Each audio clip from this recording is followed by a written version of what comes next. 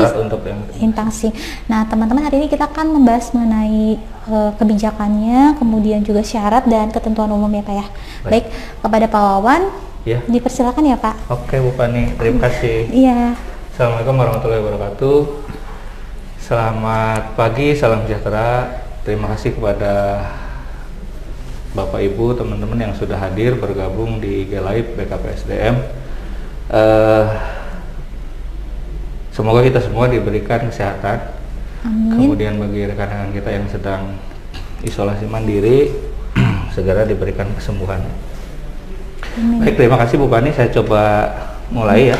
Tadi sebetulnya Pak Sekban udah banyak menyampaikan juga ya terkait jabatan fungsional, bahwa saat ini memang jabatan fungsional sedang menjadi primadona ya, seperti tadi Pak Sekban sampaikan. Jadi dampak reformasi birokrasi salah satunya adalah seperti yang disampaikan Pak Sekban tadi, yaitu adanya penyetaraan jabatan fungsional dari pejabat struktural disetarakan ke dalam jabatan fungsional, dan ini kebijakannya berlaku secara nasional. Kemudian yang berikutnya juga dampak dari itu tentu ada beberapa perubahan baik dari struktur maupun mekanisme kerja. Nah, tadi Pak Sekban juga menyampaikan kita harus upgrading skill ya, harus upscaling, harus beradaptasi, harus berubah. Tidak bisa kita mengandalkan pada pola kerja yang lama, karena kondisinya sudah berubah. Intinya harus beradaptasi. Baik, terkait dengan uji kompetensi pengangkatan jabatan fungsional seperti yang Bu Fani sampaikan, memang benar. Jadi ada beberapa instansi pembina jabatan fungsional yang memberikan kebijakan untuk kembali membuka in-passing. Ya, dalam hal ini lebih tepatnya adalah membuka uji kompetensi yang menjadi syarat untuk in-passing maupun untuk pengangkatan melalui perpindahan. Dan juga tadi seperti Bu Fani sampaikan untuk kenaikan jenjang gitu ya Bu. Ya. Oke. Nah, hari ini kita akan bahas instansi mana saja yang membuka kesempatan untuk in-passing atau uji kompetensi ya, uji kompetensi tersebut. Jadi kita memang BKPSDM sudah membuat edaran, surat edaran Bu Fani, dan menyampaikan kepada seluruh pengelola kepegawaian agar mensosialisasikan kesempatan uji kompetensi ini. Barangkali di antara pegawai yang ada di OPD itu ada yang berminat untuk diangkat ke dalam jabatan fungsional. Ya, syaratnya dengan mengikuti uji kompetensi, nanti bisa diangkat melalui in-passing ataupun melalui perpindahan antar jabatan. Nah, apa saja yang dibuka itu? Ya, apa saja. Tapi sebelumnya mungkin perlu jelasin nggak apa itu jabatan fungsional, Bu Fani? Boleh Pak. Kita mau share screen? Bisa share screen? Bisa share screen. Ya. Kita share screen aja ya. Ya, kita share screen aja ya. Iya. Nah, ini ya, udah tampil ya? Iya, udah. Baik, mungkin yang pertama kita coba apa sih jabatan fungsional itu ya Bu Fani? Iya, betul Pak. Jadi tadi Pak Sekban sebetulnya sudah menjelaskan juga bahwa ada beberapa jenis jabatan ASN ya, diantaranya salah satunya adalah jabatan fungsional. Selain jabatan fungsional ada jabatan administrasi, ada juga jabatan pelaksana ya, dan juga ada jabatan pelaksana itu masuk dalam administrasi ya, ada juga JPT ya, jabatan pimpinan tinggi. Nah, jabatan fungsional ini adalah sekelompok jabatan yang berisi fungsi dan tugas yang berkaitan dengan pelayanan fungsional yang berdasarkan pada keahlian dan keterampilan tertentu. Jadi memang jabatan fungsional ini penekanannya pada keahlian. Jadi masing-masing pegawai yang diangkat dalam jabatan fungsional nanti akan punya spesialisasi atau keahlian tertentu sesuai dengan bidang tugasnya. Nah, kemudian ada beberapa mekanisme dalam pengangkatan jabatan fungsional ya. Jadi kalau berdasarkan PP 11 ya, sebagaimana diubah dengan PP 17 itu ada 4 ya. Yang pertama adalah pengangkatan pertama. Pengangkatan pertama ini biasanya diperuntukkan bagi calon PNS. Jadi mereka ketika mendaftar sudah melamar suatu formasi untuk diangkat dalam jabatan fungsional. Nah, dan kebijakan yang baru dari Permenpan, ketika PNS ini diangkat 100%, ada beberapa jabatan fungsional yang langsung diangkat menjadi jabatan fungsional. Jadi mereka dapat SK PNS 100%, langsung dapat SK jabatan fungsionalnya dengan angka kreditnya. Namun ada beberapa jabatan fungsional yang tidak seperti itu. Misalnya seperti guru, karena kalau guru itu ada kriteria ketentuan lain yang harus dipenuhi, misalnya seperti induksi, sertifikasi, dan sebagainya. Jadi ini berlaku pada beberapa jabatan fungsional saja. Nah, yang kedua adalah melalui mekanisme in-passing, Bu Fani. Nah, ini mekanisme in-passing ini yang mungkin diantaranya kita akan bahas di sini ya. Jadi in-passing itu adalah dikenal juga dengan istilah penyesuaian, ya, penyesuaian atau in-passing. Jadi proses pengangkatan dalam jabatan fungsional guna memenuhi kebutuhan organisasi sesuai dengan ketentuan peraturan perundang-undangan dalam kurun waktu tertentu. Sebelumnya memang ada kebijakan pemerintah, pelaksanaan in-passing ini dilakukan secara nasional dan telah berakhir pada tahun 2021 ya, bulan April tepatnya. Tapi ke depan ini ada beberapa instansi pembina jabatan fungsional yang masih membuka peluang kesempatan untuk in-passing. Seperti diantaranya yang nanti kita akan bahas di sini, jabatan fungsional apa saja yang memberikan kesempatan in-passing untuk diikuti bagi yang berminat gitu ya. Biasanya itu adalah jabatan fungsional baru atau memang jabatan fungsional yang lama yang mungkin untuk mengisi kebutuhan formasinya. Kemudian yang ketiga adalah perpindahan. Nah, pengangkatan melalui mekanisme perpindahan ini adalah diperuntukkan bagi PNS ya yang akan diangkat ke dalam jabatan fungsional melalui perpindahan dari jabatan lain gitu ya. Jadi misalnya dia sudah menduduki jabatan fungsional yang lain sebelumnya, pindah ke jabatan fungsional yang berbeda gitu. Dan yang terakhir adalah promosi. Nah, pengangkatan jabatan fungsional melalui promosi ini biasanya berhubungan dengan proses ya pemberian promosi itu ketika seorang pegawai itu telah melakukan sebuah inovasi yang bermanfaat, kemudian memang memenuhi standar kompetensi ya. Jadi inovasinya tadi bermanfaat bagi instansi kepentingan nasional serta diakui oleh lembaga pemerintah terkait bidang inovasinya. Kemudian tentu salah satu syarat lagi untuk promosi ini, pengangkatan jabatan fungsional melalui promosi ini adalah adanya pegawai tersebut masuk dalam kelompok rencana suksesi. Nah, itu 4 mekanisme yang umum ya berjalan. Nah, kemarin ada lagi yang baru, yaitu pengangkatan jabatan fungsional melalui mekanisme penyetaraan. Ini yang lagi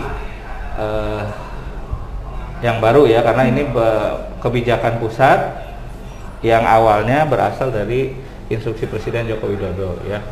Dan penyetaraan jabatan ini adalah dampak dari penyederhanaan birokrasi, di mana ada beberapa jabatan struktural yang dialihkan ke dalam jabatan fungsional. Misalnya jabatan yang sebelumnya dia menduduki struktural dalam jenjang pengawas disetarakan menjadi jenjang fungsional muda, atau yang sebelumnya dia duduk dalam jabatan administrator disetarakan menjadi jenjang fungsional madya. Seperti itu Bu Pani. Kemudian ada yang bertanya nih, apakah jabatan penyetaraan berbeda dengan jabatan fungsional lain? Kalau ada pertanyaan seperti itu, sebetulnya dari sisi tupoksi dan sebagainya mungkin sama saja. Yang berbeda adalah tadi mekanisme pengangkatannya. Apa itu perbedaannya? Jadi kalau penyetaraan tadi kebijakannya adalah bersifat nasional, ya. Sementara kalau in-passing untuk ke depan itu akan tergantung dari instansi pembina yang membuka kesempatan untuk membuka kesempatan untuk in-passing atau mungkin perpindahan tadi ya. Kemudian dari sisi persyaratan dalam proses penyetaraan jabatan, pengangkatan jabatan fungsional melalui mekanisme penyetaraan itu mengabaikan persyaratan sebagaimana yang harus dipenuhi ketika diangkat dalam jabatan fungsional melalui mekanisme in-passing atau perpindahan. Misalnya harus ada formasi, ketentuan batas usia, kemudian latar belakang pendidikan, pengalaman kerja minimal 2 tahun dalam bidang yang diduduki, kemudian mengikuti dan lulus uji kompetensi dan persyaratan lainnya. Jadi kalau mekanisme in-passing itu harus syarat itu semua terpenuhi, gitu ya. Nah, dalam proses penyetaraan kemarin itu semua diabaikan, ya, karena tadi sifatnya adalah memberikan kemudahan. Yang ketiga perbedaannya adalah jenjang jabatan fungsional. Ini juga banyak yang bertanya Bu Pani ya. Jadi jabatan dalam penyetaraan, proses penyetaraan jabatan itu berdasarkan jabatan struktural yang diduduki. Jadi tadi misalnya dia duduk di jabatan pengawas atau eselon 4, maka disetarakan ke jenjang muda.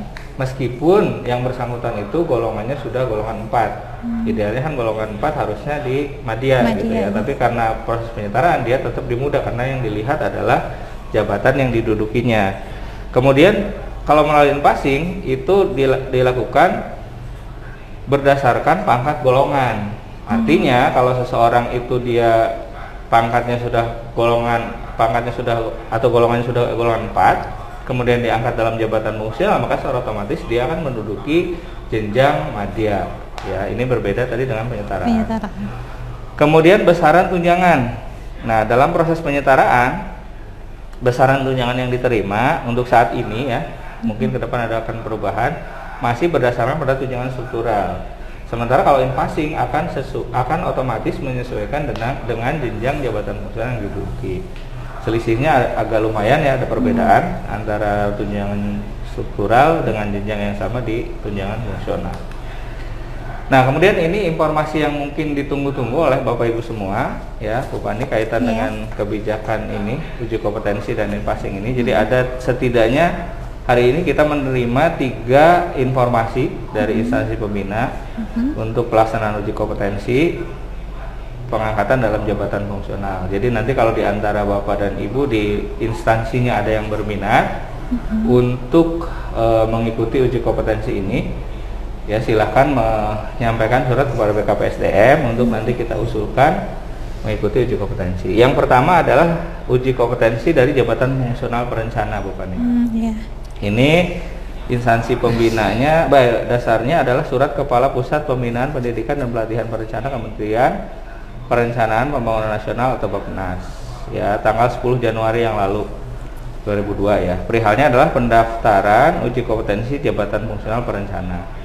Kemudian informasi yang kedua itu in-passing jabatan fungsional analis hukum. Ini berdasarkan surat Sekretaris Jenderal Kepala Biro Kepegawaian Kementerian Hukum dan Hak Asasi Manusia. Tanggal suratnya adalah 20 Januari 2022. Jadi masih baru nih ya suratnya. Kemudian perihalnya adalah pembukaan pengangkatan pegawai negeri sipil ke dalam jabatan fungsional analis hukum gelombang kedua. Nah, dan yang terakhir yaitu dari jabatan fungsional baru ini bukan ini di bidang kepariwisataan ya. Jadi jabatan fungsionalnya adalah Adiatama Kepariwisataan dan Ekonomi Kreatif. Nah, cuman ini untuk saat ini baru meminta jumlah kebutuhan atau analisis jabatan, analisis kebutuhan kerja ya. Jadi kita sebetulnya butuh berapa. Nanti hasil perhitungan ini akan ditindaklanjuti dengan adanya tadi in-passing pengangkatan. Jadi mungkin ini khusus untuk Dinas Kebudayaan dan Pariwisata ya, surat ini ditujukannya agar menyiapkan formasi terlebih dahulu. Nah, kemudian uji kompetensi ini untuk apa? Tadi Bu Pani sudah menjelaskan. Jadi ada 2 fungsi uji kompetensi ini bagi pegawai negeri sipil. Yang pertama adalah yang akan diangkat dalam jabatan fungsional, baik melalui mekanisme perpindahan dari jabatan lain maupun in-passing ya.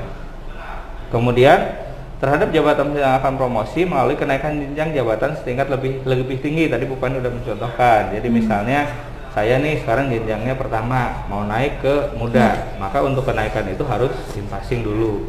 Atau dari muda mau naik ke madya, itu juga sama karena kenaikan jenjang. Nah, kemudian untuk syaratnya sendiri, untuk perencana sendiri tadi, misalnya Bapak Ibu ada yang berminat, ini ingin tahu nih Bu Pani, kapan waktu pelaksanaannya. Jadi berdasarkan surat edaran tadi di atas, pelaksanaan itu antara bulan April sampai dengan November 2022. Aplikasinya bisa diakses di puspindiklatren.bappenas.go.id. Tapi ada syaratnya, nanti kita dibahas di slide berikutnya ya. Bapak Ibu tidak bisa langsung daftar ke sana gitu, karena ada beberapa syarat yang harus ada rekomendasi dari kepegawaian. Nah, ini persyaratannya. Yang pertama, mengajukan surat usulan yang ditandatangani oleh serendah-rendahnya JPT Pratama Eselon 2 yang bertanggung jawab menangani kepegawaian. Jadi harus ada rekomendasi dari kepala BKPSDM ya kalau kita. Kemudian menyertakan surat pernyataan ketersediaan formasi. Nah, ini yang penting. Jadi harus ada formasi. Nah, bagi PNS 100% dengan pangkat golongan minimal penata muda 3A berpendidikan minimal S1 dari semua disiplin ilmu ini yang tadi dijelaskan bagi PNS yang diangkat 100% dan akan diangkat dalam jabatan fungsional. Kemudian bagi perencana yang mengikuti uji kompetensi dengan tujuan untuk memenuhi persyaratan naik jabatan, ini ada ketentuan yang harus dilampirkan, syaratnya yaitu SK pengangkatan ke dalam jabatan dan salinan penetapan angka kredit terakhir. Jadi harus sudah dihitung angka kreditnya. Dan yang terakhir mengisi melengkapi data-data tadi melalui alamat online tadi ya. Itu untuk perencana. Nah, sekarang biasanya ada pertanyaan nih Bu Pani. Berapa batas usia gitu untuk bisa diangkat? Jadi untuk bisa diangkat ini ada ketentuan. Yang pertama, pada saat mengikuti uji kompetensi perencana ini, PNS tersebut berusia 51 tahun ya bagi yang akan menduduki jabatan fungsional perencana ahli pertama. Kemudian 53 tahun bagi yang akan menduduki jabatan fungsional perencana ahli madya, dan 58 tahun bagi yang akan menduduki jabatan fungsional perencana ahli utama. Ya, serta tentunya melampirkan tadi surat keterangan pengalaman 2 tahun dalam bidang yang akan diduduki dan rekomendasi dari pengelola kepegawaian.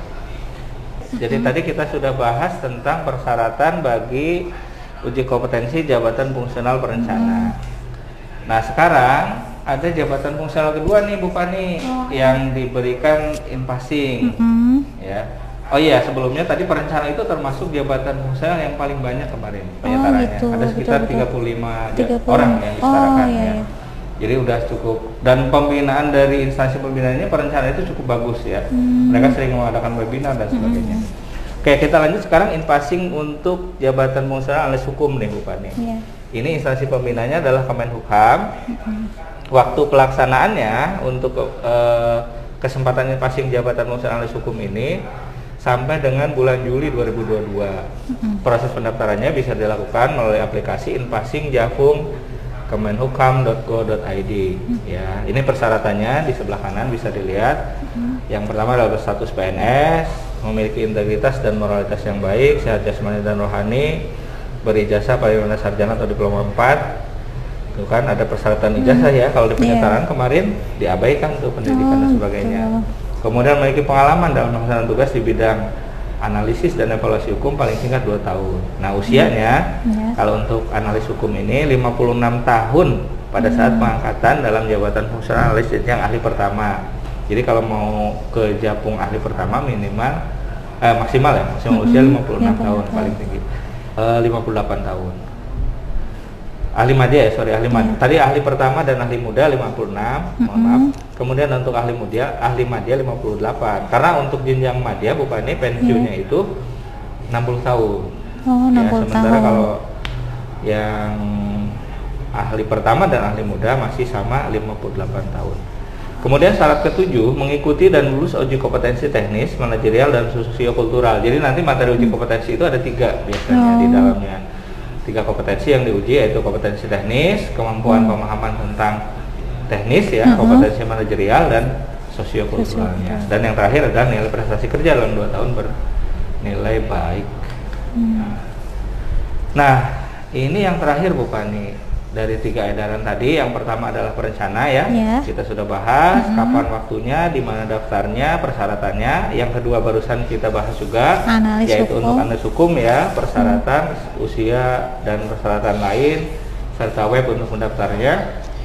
Nah, yang terakhir ini sebetulnya peruntukannya bagi dinas pariwisata ya, tetapi ada peluang ke depan nih, ada peluang ke depan bagi OPD lain, pegawai OPD lain yang berminat untuk mengikuti atau menjadi untuk diangkat dalam jabatan fungsional Adiatama Kepariwisataan dan Ekonomi Kreatif. Ini jabatan fungsional baru yang baru ditetapkan di tahun 2021, Fani. Karena apa kemungkinan bisa saja dari OPD lain yang dulunya misalnya di Bulpar ya, kan berpindah ke OPD lain karena passionnya di Bulpar, mungkin bisa aja nanti mendaftar di sini gitu ya. Nah, tahapannya apa saja? Yang pertama adalah berdasarkan Permen PAN nomor 11 tahun 2017 tentang manajemen pegawai negeri sipil, ini sudah diubah dengan PP 17 ya, bahwa untuk pengangkatan dalam jabatan fungsional itu harus mempertimbangkan ketersediaan lowongan, kebutuhan jabatan fungsional yang akan diduduki. Ini dasar pertama. Kemudian yang kedua, tadi ditetapkannya jabatan fungsional Adiatama Kepariwisataan dan Ekonomi Kreatif melalui Permen PAN RB nomor 11 tahun 2021 ya, dengan instansi pembina adalah Kementerian Pariwisata dan Ekonomi Kreatif. Kemudian yang ketiga, dalam waktu dekat akan dilaksanakan pengangkatan ke dalam jabatan fungsional Adiatama Kepariwisataan dan Ekonomi Kreatif atau melalui in-passing penyesuaian periode 2. Karena periode pertama itu dulu tahun 2021 diadakan in-passing tetapi khusus untuk instansi pusat atau kementerian. Nah, untuk daerah baru diadakan di tahun ini. Kemudian untuk dapat mengikuti penyesuaian in-passing, instansi pusat dan daerah harus memiliki kebutuhan Adiatama. Nah, ini yang di edaran ini ditekankan adalah proses sekarang, yaitu menghitung jumlah kebutuhan. Kemudian berikutnya yang keempat adalah perhitungan kebutuhan ini mengacu pada Peraturan Menteri Pariwisata dan Ekonomi Kreatif nomor 14 tahun 2021 tentang pedoman perhitungan kebutuhan. Dan yang terakhir, nanti kebutuhan itu akan diusulkan kepada Kementerian Instansi Pembina tadi. Setelah mendapat rekomendasi, diusulkan lagi ke Menpan untuk ditetapkan. Demikian Bu Pani. Baik. Ya. Jadi ada 3 ya Pak ya? Ada 3. Tiga, ada Ujikom jabatan fungsional perencana, Betul. terus juga in-passing jabatan fungsional analis hukum, sama yang nanti di yang kebutuhan itu ya Pak, kebutuhan jabatan fungsional baru yang di Dinas Pariwisata dan Budaya. Iya. Nah, nanti ada 2 surat penawaran bagi PNS yang berminat mengikuti uji kompetensi jabatan fungsional perencana melalui surat Kepala BKPSDM nomor 800-0577 tanggal 9 Februari. Dan satu lagi penawaran bagi PNS yang berminat mengikuti in-passing jabatan fungsional analis hukum. Ya, ini suratnya sama tanggal 9 Februari. Jadi mohon bantuan kepada Bapak Ibu pengelola kepegawaian yang hadir pada acara hari ini mensosialisasikan ya, barangkali di antara pegawai di perangkat daerahnya ada yang berminat nih untuk mengikuti kesempatan ini. Karena ada beberapa yang dulu kadang-kadang suka terlambat bukan nih, jadi udah ditutup baru nanya gitu ya. Gitu. Ini kesempatan bagus nih, belum tentu nanti kedepannya ada lagi. Gitu. Jadi silakan diusulkan dengan surat dari kepala OPD-nya. Nanti kita bantu administrasi dan sebagainya, pengecekannya bersama Bu Pungki gitu. Sama Mbak Pungki. Jadi jadi nggak usah masuk ke aplikasi ini dulu nanti atau dibantu? Dari kita, karena di situ kan harus ada surat rekom dari Kepala BKD yang membidangi kepegawaian. Jadi ada mengajukan surat usulan gitu ya, seperti jadi itu. Jadi diusulkan dulu ke kita, nanti dibuatkan. Setelah Pak dibantu periksa berkasnya lengkap atau tidak, baru nanti upload di sana. Mungkin sama-sama kita tahu lah ya, ini ada beberapa isu terkini seputar ASN. Yang pertama tadi penyetaraan jabatan ya. Jadi ada sekitar 44.858 yang sudah disetarakan di instansi pusat pada tahun 2020 yang lalu. Sementara untuk di daerah ada sekitar 120.672 pegawai yang disetarakan dari jabatan administrasi ke dalam jabatan fungsional. Ini tentu berdampak sangat besar dalam proses pelayanan publik ya. Tentu harus adaptasi, perubahan struktur, tata kerja dan sebagainya ya.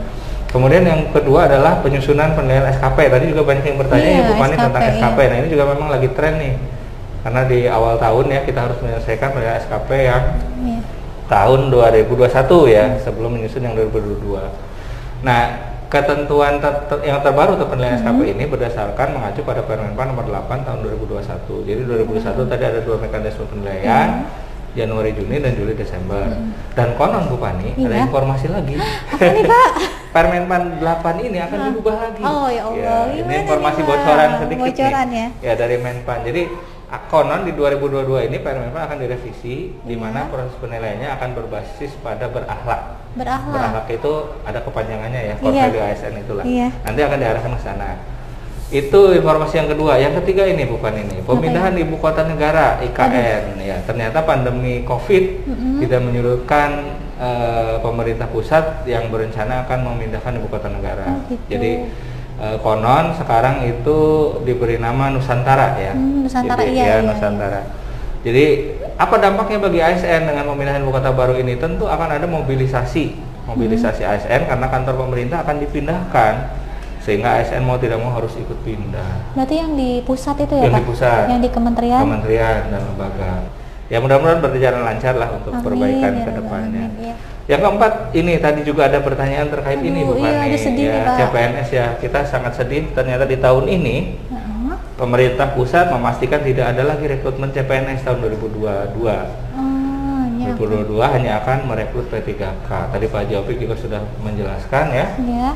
Kenapa? Konon berdasarkan dari Menpan Iya. di moratorium dulu penerimaan CPNS karena untuk menata Oh. formasi. Karena kan kemarin ada penyetaraan nih di kita aja Iya. 289 orang tiba-tiba jadi japung. Iya, Nah, ini betul. formasinya harus dihitung ulang, harus diperbaiki kembali, anjap ABK dan sebagainya. Jadi mungkin nanti setelah semuanya clear baru dibuka lagi CPNS, mudah-mudahan gitu ya. Amin. Atau memang atas nama ya kita juga nggak tahu. Aduh, Semuanya pasti. P3K nanti kita juga nggak Iya. tahu ya. Betul. Dan yang kelima apa Bu Pani?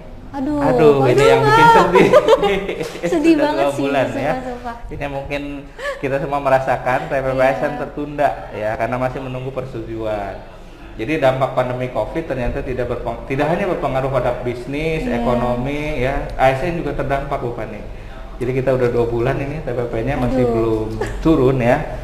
Betul, Karena masih Pak. menunggu persetujuan untuk proses validasi, mudah-mudahan ya dalam waktu dekat bisa segera turun. Salah satu syaratnya untuk iya. bisa TPP ini apa Bu Pani? SKP, Nah, Pak. SKP. Jadi teman-teman yang belum menyusun SKP 2021 ayo segera diselesaikan ya. Jangan sampai nanti udah persetujuan Mendagri sudah turun, harusnya TPP sudah bisa diajukan dan keluar, SKP-nya SKP-nya belum belum. selesai. Ya, jadi sekarang silakan disusun. Yuk. Oke, terima kasih untuk Bapak Ibu yang sudah bergabung di live Instagram BKPSDM. Terima kasih, selalu support BKPSDM. Tadi untuk yang mau ikut uji kom jabatan fungsional bisa mengajukan ke BKPSDM untuk analis hukum itu paling lambat tanggal 22 Februari dan untuk analis perencana di tanggal 28 Februari. Kalau ada yang ingin ditanyakan bisa langsung datang ke BKPSDM atau bisa melalui WhatsApp ya Pak ya. Ya. Betul. Baik, kami dari BKPSDM memohon maaf jika ada kekurangan dan kesalahan dalam penyampaian. Kami juga mengingatkan kembali untuk tetap patuhi protokol kesehatan karena COVID-nya masih ada. Jadi jangan abai dengan protokol kesehatan, tetap pakai masker, tetap jaga jarak ya Pak kita ya. Tetap jaga jarak, terus mencuci tangan. Dan juga menjauhi kerumunan. Betul. Ya itu diingatkan kembali kita tetap waspada ya karena yang belum vaksin juga ya Pak. Betul, vaksin. Jangan lupa vaksin. Atau booster ya. Booster yang belum untuk follow akun Instagram PKPSDM, Betul. komen kalau misalnya ada yang ingin ditanyakan boleh. Terus support kita ya Pak ya. Terus Betul. dukung kita dan saya pamit aja ya Pak ya. Iya. Saya Pandindrana dan Pak Wawan pamit undur diri. Wassalamualaikum warahmatullahi wabarakatuh. Terima kasih juga. Iya, betul. Kesehatan. Makasih. Assalamualaikum. Waalaikumsalam. Terima kasih Makasih untuk Bu Pani. Iya Pak. Diskominfo juga Pak. Iya, Bos. Diskominfo ya. Terima kasih sudah